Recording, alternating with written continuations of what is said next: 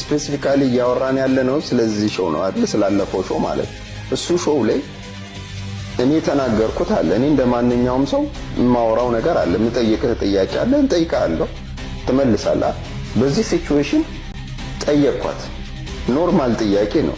እንደማንኛውም ሰው የተሰማኝን ነው መጠየቅ ያለብኝ። ወይም ሾው ላይ ስቀርብ ጉዳዩ ላይ የምንወያይበት ጉዳይ ላይ ይሆናል የምለውን ጥያቄ አነሳለሁ። ያንን ካነሳው በኋላ እማትፈልጊው ከሆነ ነው ይሄንን ጉዳይ አላወራም ማለት ትቻለሽ። ዝም ማለትም እኮ ይቻላል። ካወራሽ በኋላ ግን አውርቼም መቁረጥ እችላለሁ። ማን ይከለክለኛል?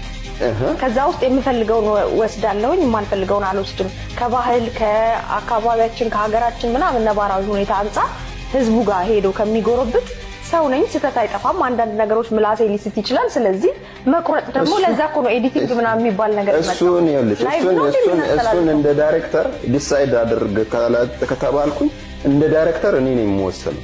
እንደ ዳይሬክተር ይሄንን እፈልጋለሁ